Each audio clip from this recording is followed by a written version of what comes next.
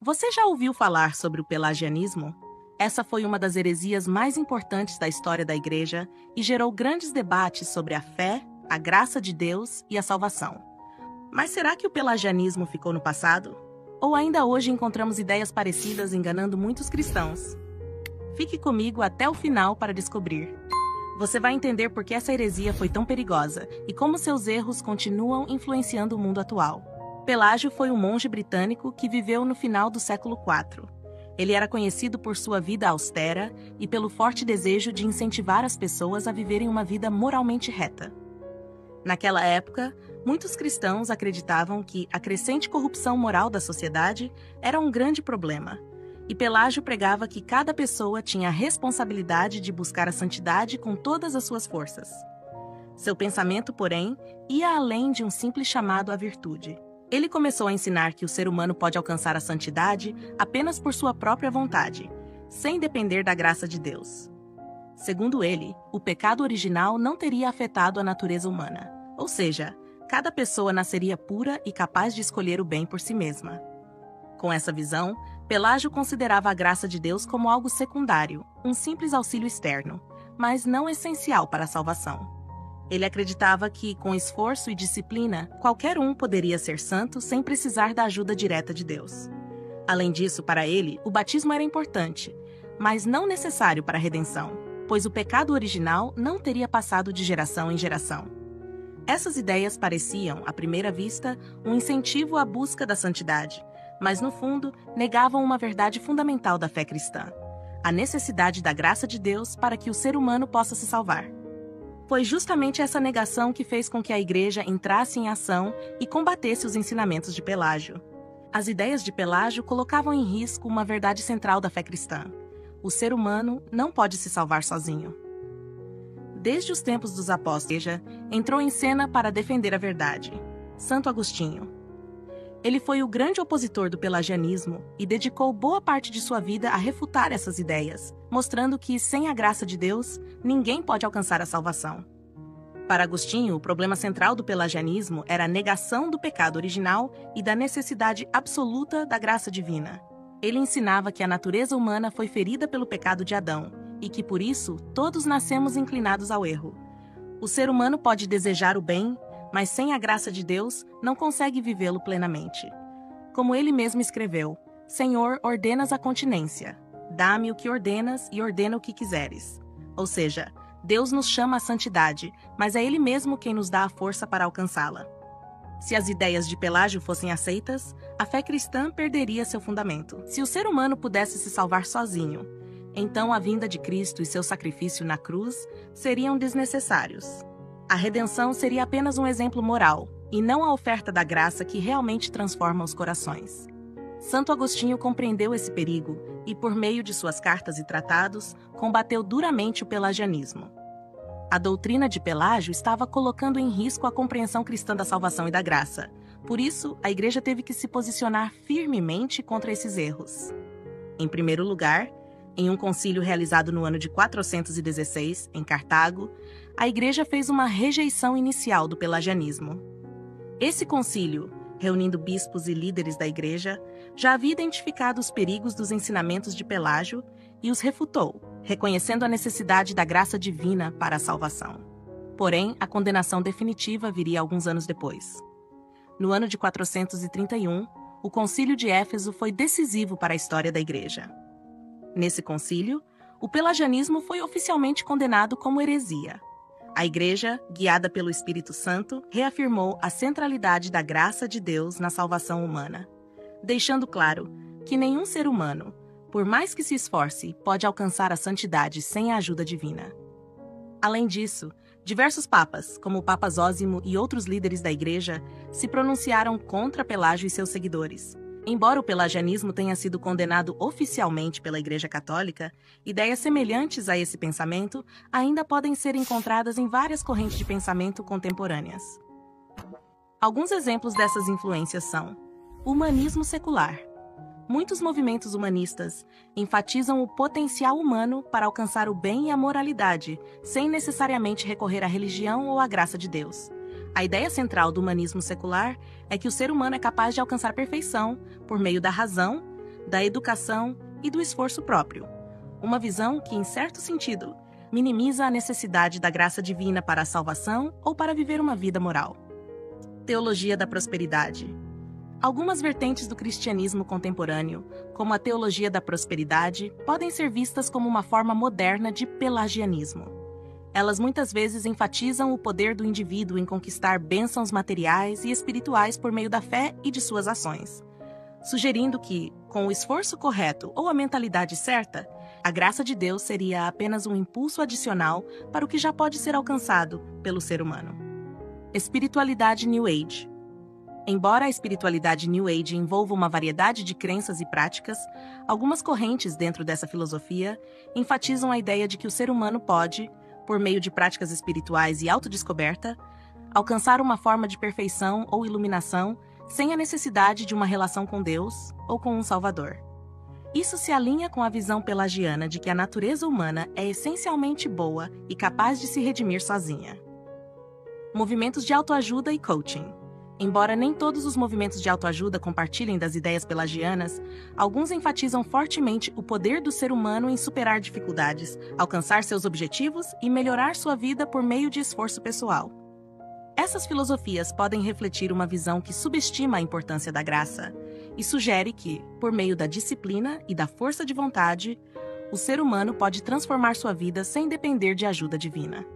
Essas correntes e movimentos modernos, embora não se identifiquem diretamente com o pelagianismo, muitas vezes compartilham da ideia central de que o ser humano, por sua própria capacidade, pode alcançar a santidade, a perfeição ou a felicidade, sem reconhecer a necessidade absoluta da graça divina para tal transformação. A Igreja, em sua doutrina, sempre defendeu que, sem a graça de Deus, o ser humano não seria capaz de alcançar a verdadeira santidade ou salvação. Uma visão que contrasta com as ideias pelagianas e suas influências contemporâneas. Boa pergunta. Bom, vamos então a dois textos na Bíblia Sagrada, onde geralmente quem questiona isso e até ataca, nossa fé, cita esses dois textos. Um é Isaías capítulo 45, versículo 7. Eu formo a luz e crio as trevas. Faço a paz e crio o mal. Eu, o Senhor, faço todas essas coisas. E aí, né? Meu Deus. É um texto dificílimo, né? Mas é o seguinte, se a gente for olhar bem, lembrando que a Bíblia, o Antigo Testamento foi escrito no hebraico, e no hebraico havia o chamado paralelismo. Eles usavam constantemente essa questão do paralelismo, fazer comparações. Então, na verdade, o texto acaba se explicando. Olha só, na verdade, ele está fazendo um paralelo aqui. Ele está dizendo que Deus cria o mal no sentido do mal como o mal moral. Não é nesse sentido. O que ele está fazendo um paralelo é o seguinte, eu formo a luz, aí depois ele põe trevas. Então, o antônimo de luz, trevas. Depois ele fala, eu faço a paz e crio o mal. O mal aí não é no sentido do mal em si, o mal moral. Aqui, o sentido aqui, o contrário de paz, seria eu faço a calamidade, seria a tribulação, seria a provação, seria até a própria calamidade nesse sentido. É no sentido de juízo. Então, é nesse sentido que ele está falando. Ele está falando que Deus cria o mal no sentido do mal. É o antônimo de paz. Aqui é o antônimo de paz, não o antônimo de bem, do bom. É o antônimo de paz aqui e não do bem. Então, aí dá para entender isso aí. Por quê? No sentido de juízo, às vezes ele trazia. Então, há outros textos na Bíblia onde isso é falado também, como Jeremias 18 e 11, o mal também no sentido do juízo que ele trazia. E trazia, por que ele trazia esse juízo? Devido à questão da escolha do homem. Aí sim, aí a gente já entra na questão da escolha do homem, do livre-arbítrio. O mal, então, ele existe, não que Deus criou o mal, Deus não criou o mal de forma nenhuma. O mal, ele existe devido a escolhas. E essa escolha não começa nem com o homem, ela começa nas regiões celestiais. Falando nisso, eu estou dizendo que os anjos também têm livre-arbítrio, e não somente o homem. Existe a corrente do calvinismo que nega o livre-arbítrio para o homem. Diz que o homem só teve livre-arbítrio no Jardim do Éden, antes da queda.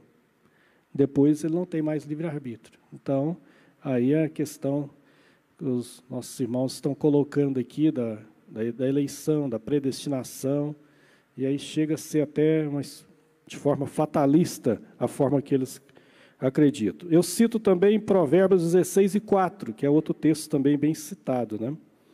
Então, Lamentações 3:38 também fala do mal como juízo, mas não do mal moral, mal em si. Amós, capítulo 3, versículo 6. Agora, em Provérbios, capítulo 16, no versículo 4, é outro versículo que às vezes as pessoas que atacam os cristãos citam, né? Seria: o Senhor fez todas as coisas para determinados fins, e até o perverso para o dia da calamidade. Existem traduções que dizem até o perverso para o dia mau. Nesse sentido também, o que está falando aqui é também nesse sentido. Deus não criou o mal, mas criou também a questão do juízo, né? Porque a pessoa pega isso aqui, aí sim que vai para o fatalismo, né? Deus já criou, já determinou quem vai ser salvo, quem não vai ser, né? A chamada predestinação fatalista, né? Ou dupla predestinação. Ele já determinou quem vai ser salvo e quem vai se perder desde a eternidade. Só que isso aí é algo terrível. O texto está falando isso, a Bíblia Sagrada, na verdade, ela fala do amor de Deus não só para os escolhidos, não só para um grupo só de pessoas. O amor de Deus é para o mundo inteiro. Deus amou o mundo de tal maneira. O mundo, não uma parte do mundo, não um grupo do mundo. Deus amou o mundo. Tito, capítulo 2, versículo 11. A graça de Deus se ha manifestado, trazendo salvação a todos os homens. A todos os homens. Agora, todos serão salvos? Não. Por quê? Aí é a questão da escolha.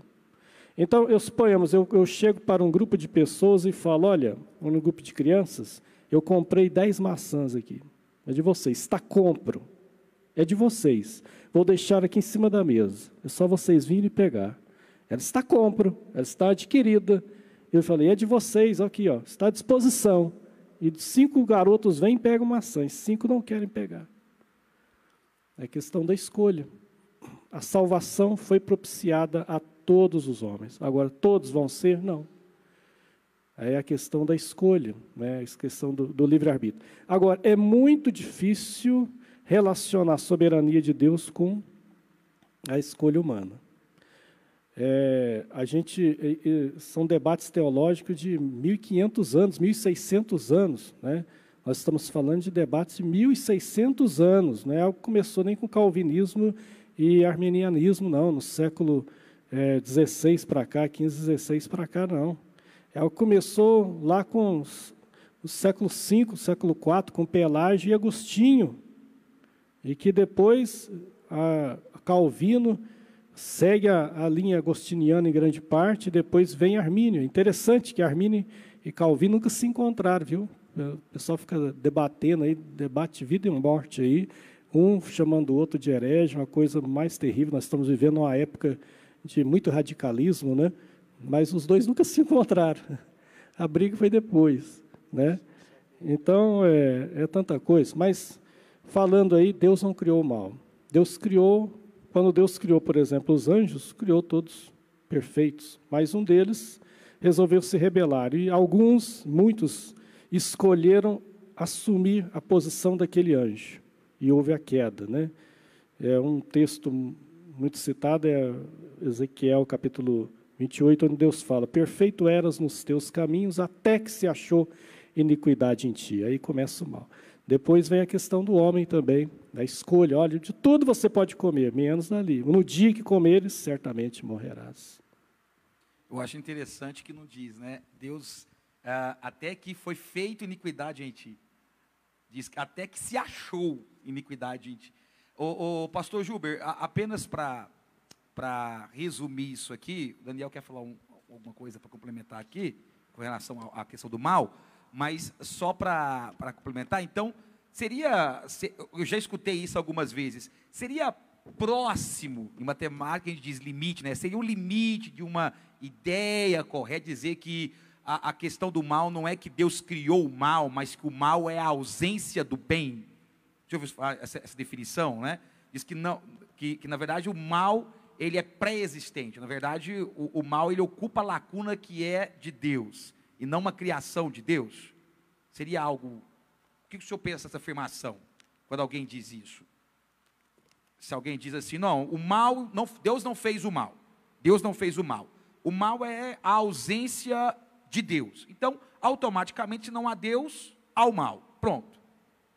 E há debates, né, na filosofia sobre isso, mas eu não entraria, porque aí eu entendo que aí já entra na questão dos certos mistérios de Deus que a gente nunca vai entender.